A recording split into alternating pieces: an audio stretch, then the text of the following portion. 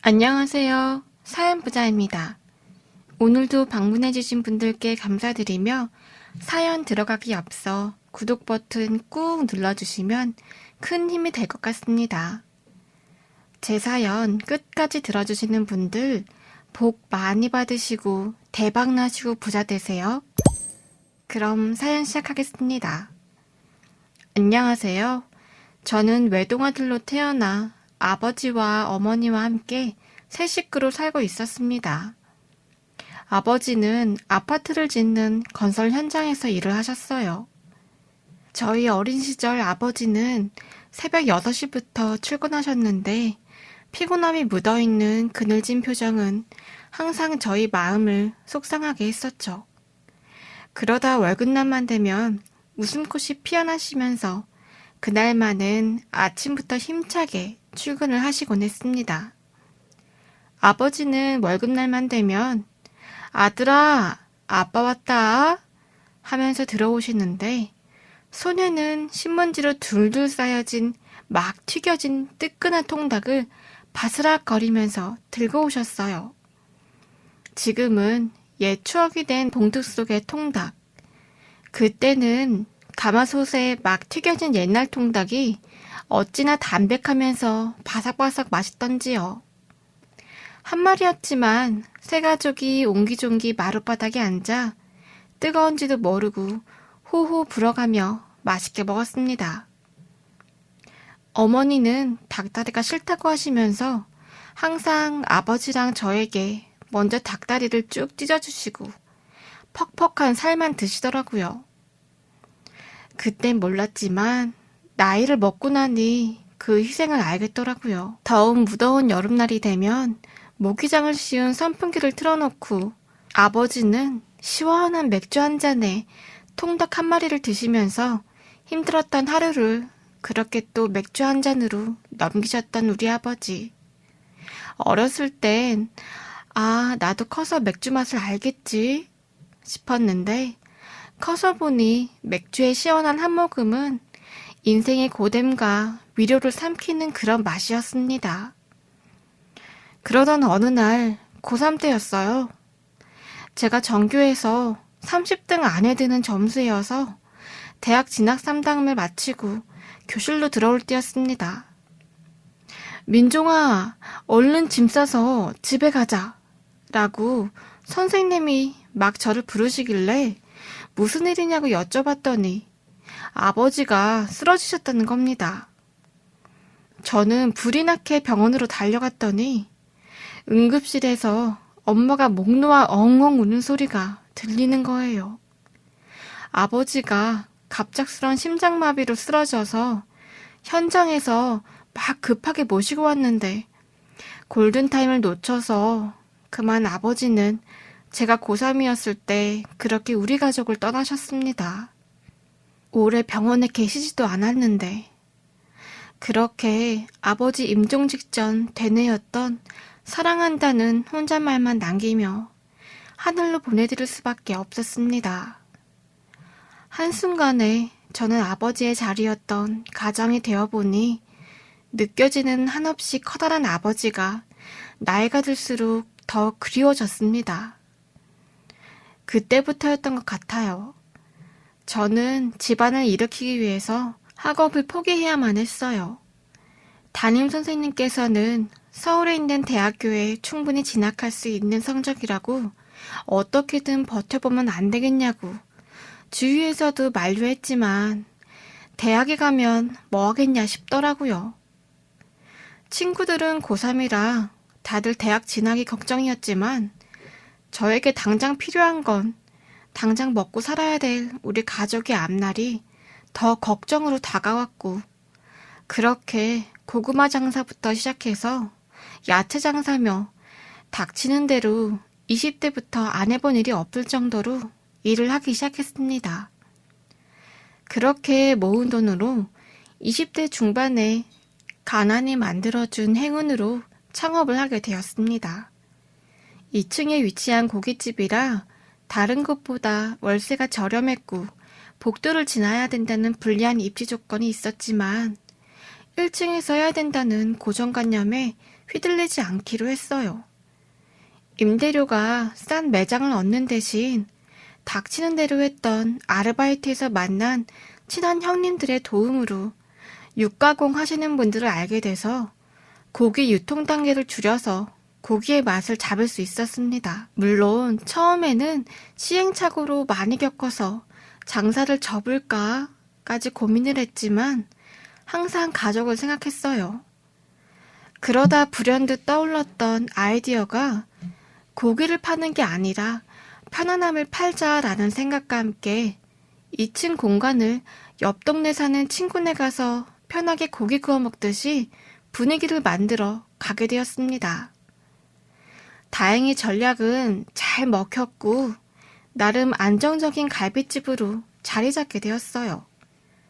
그땐 정말 피곤한 줄도 모르겠더라고요. 그렇게 모진 고생 끝에 기대했던 것보다 빠르게 여유가 찾아왔고 나이 드신 어머님이 일 안 하시고 편하게 하고 싶으신 거 하시도록 하고 아르바이트생들을 쓰며 가게를 운영하게 되었어요. 저는 직원들을 쓰면서 알게 되었죠. 제가 가난한 집안에서 철든 아이들을 좋아하지 않는다는 걸요. 마치 저를 보는 듯 했거든요. 저희 가게에는 알바생이 2명이 있습니다. 평범한 집안 학생은 보통 저에게 사장님, 이번에 모모 식당 가보셨어요? 거기 가족들이랑 갔는데 진짜 좋더라고요. 라면서 사진을 보여줘요. 그런 아이들에게 저는 미소를 짓습니다. 그리고 평범하지 않은 얘기들 앞에서는 웃지를 못합니다. 사장님, 저 동생이 갑자기 손목을 다쳤다고 해서 병원에 가야 되는데 월급 절반 값을 받을 수 있을까요?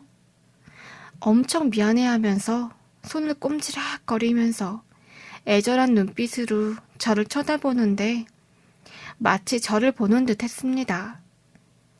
지금 생각해보면 아이들은 아이들답게 조금은 철없이 그렇게 자랐으면 좋겠다는 생각에 좀 슬퍼지기도 한답니다. 그렇게 매일 반복되지만 열심히 살아가던 중 어느 날 어머니가 카드를 사용하시다가 잃어버린 적이 있어서 제 카드를 사용하시라고 드린 적이 있었어요.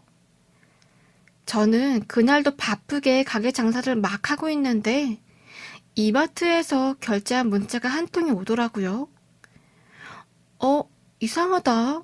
우리 동네가 아닌데 싶었지만 어머님이 친구분들이랑 어디 가셨나 싶었고 정신없이 일할 때쯤 또 한 통의 문자가 오더라고요. 한 2시간쯤 지났나 싶었는데 또 같은 마트에서 63,000원 정도 결제된 문자였습니다. 저는 그냥 장 보시면서 빠진 거 사셨나 생각했고 뭐 흔한 일이니 생각하고 말았어요. 그날 가게에 손님이 많아서 정신없이 일하고 집에 와선 거의 뻗어서 기절하듯 잔 것 같아요.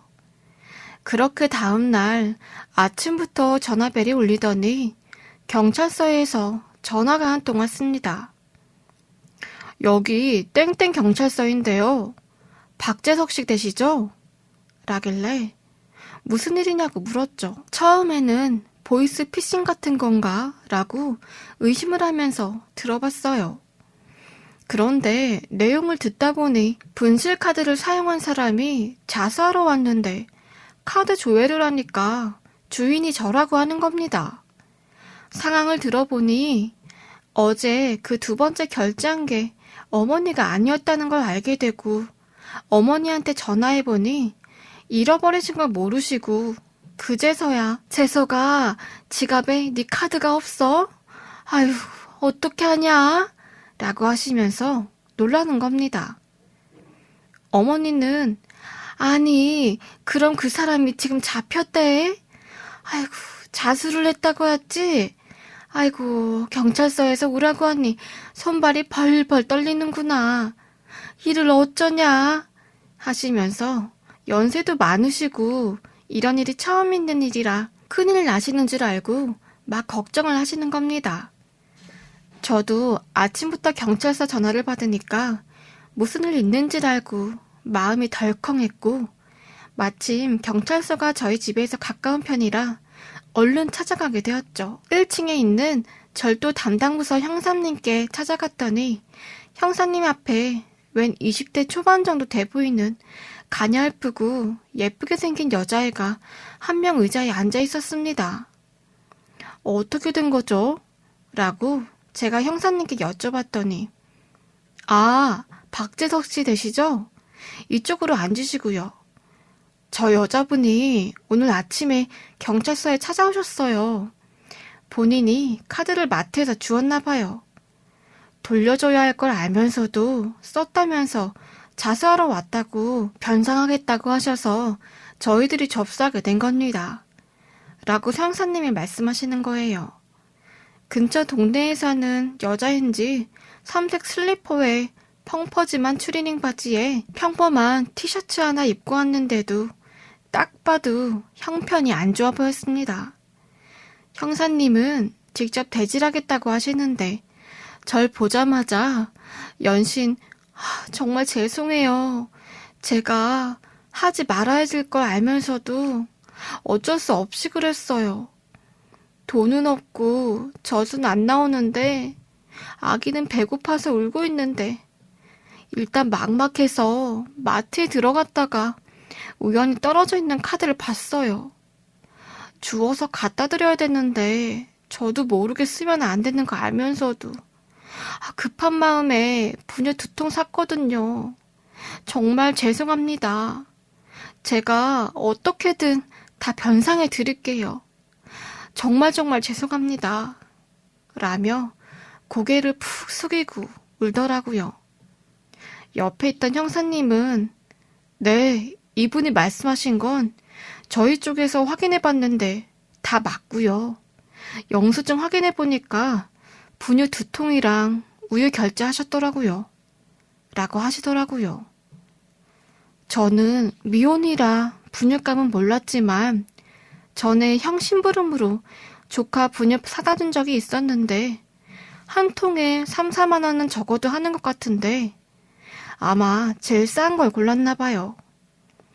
그 미혼모는 표정과 말투에도 진심이었고 연신 죄송하다며 사과하는데 정말 짠했습니다. 양심 있고 착하고 예쁜 여자라는 생각이 들면서 사정이 참 딱하다고 느껴지더라고요.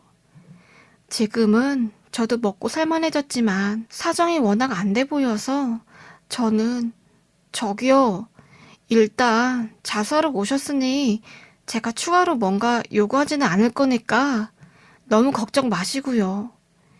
애기 엄마 같으신데 이거 분유 가지고 가셔서 아이 잘 돌보세요. 라고 했어요. 그랬더니 울면서 자기가 꼭 갚아야 되겠다면서 아르바이트라도 해서 갚겠다며 연락처를 달라는 겁니다. 비록 갓난아이가 배고프다고 울어대니 어쩔 수 없이 그랬겠지만 이렇게 착하고 순수한 사람이 처음이다라고 생각되더라고요. 나중에 형사님이 알려주시길 미혼모인데 혼자 애기 키우는 상황이라 딱하다고 그러시더라고요. 그렇게 저는 경찰서에서의 일을 마무리하고 가게로 돌아왔습니다.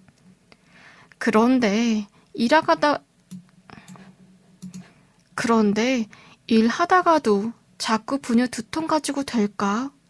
미혼모면 애들 보느라 누가 일할 사람도 챙겨줄 사람도 없을 텐데 집에 먹을 건 있나? 하면서 자꾸 울면서 죄송하다는 모습이 눈에 밟혔습니다. 뭐라도 챙겨줄 걸 그랬나 싶었고 차라리 가게에 데려와서 아르바이트라도 시켜줄 걸 그랬나 생각도 들고 그날따라 손에 일이 안 잡혀서 손님들도 많지 않아서 일찍 가게 문을 닫고 들어가게 되었습니다. 집에 가니 어머니께서 재석아, 아이고 일하느라 고생했다. 그래, 오전에 경찰서는 잘 다녀왔어? 뭐라니?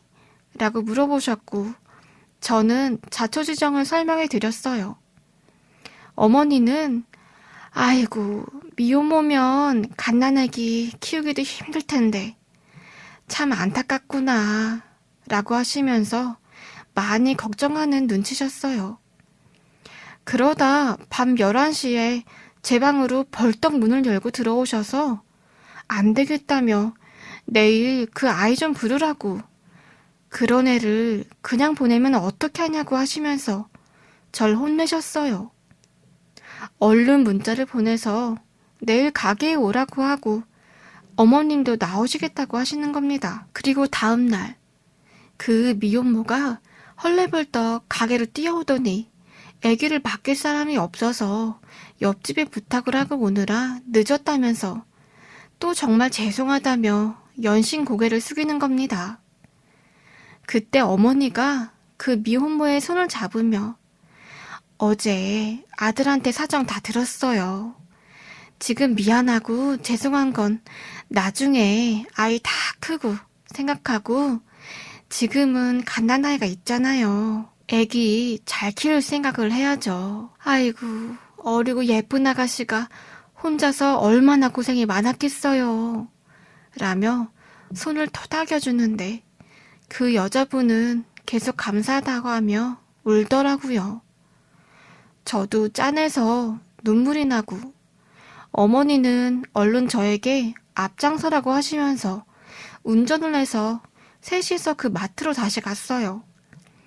그렇게 마트에 가서 아기가 먹을 분유부터 기저귀에 옷까지 사주고 최소한으로 있어야 될 게 하나도 없다길래 부담 갖지 말고 옆집에 외할머니 같은 사람이 사주는 거라 생각하고 이거 받아서 애기 잘 키우라고 하셨어요.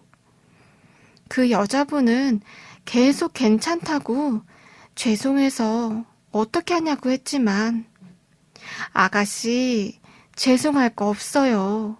아유, 미혼모는 죄가 아니잖아요.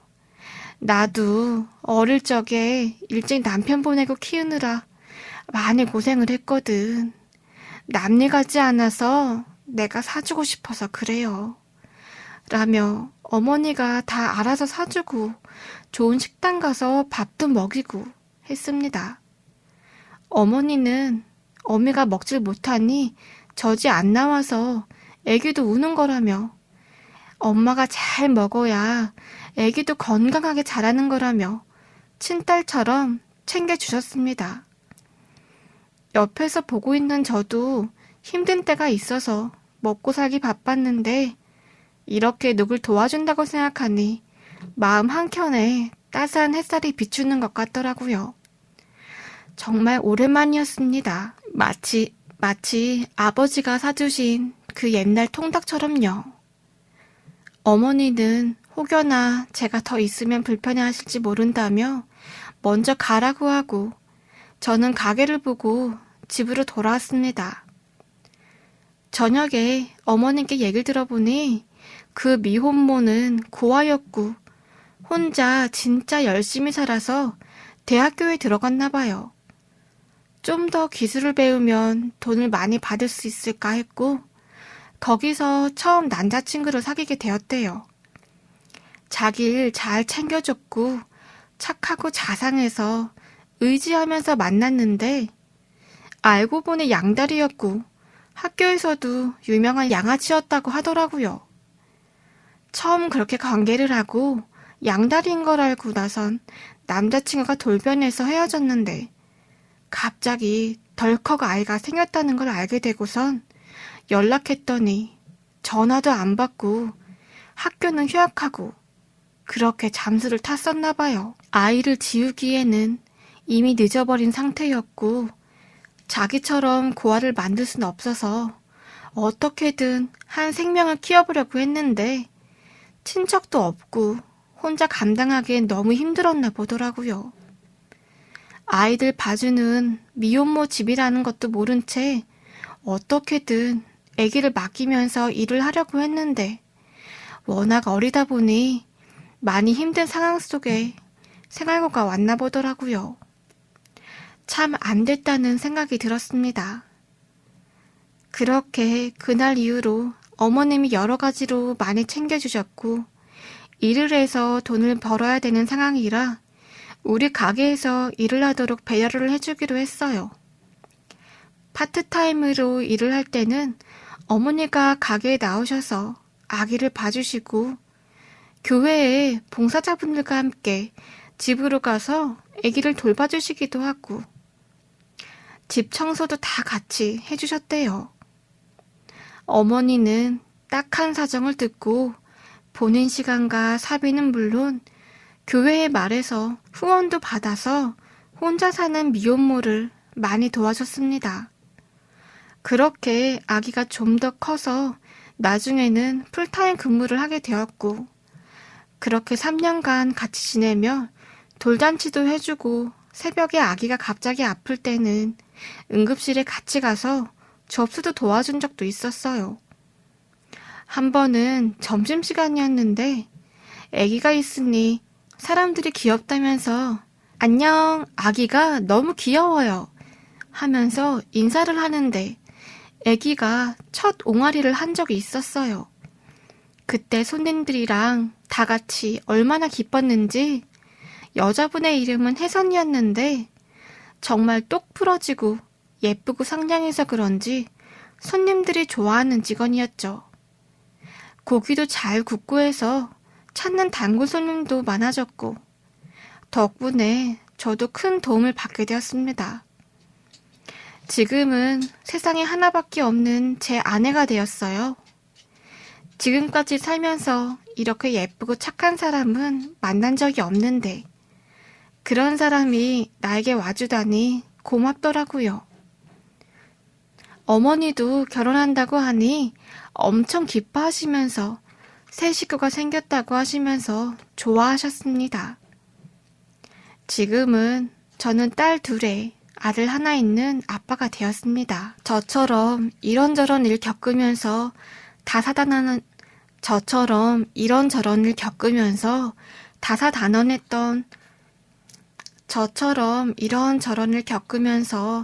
다사다난했던 분들도 힘내셔서 굳건히 버티시면 언젠간 좋은 날이 있을 거예요.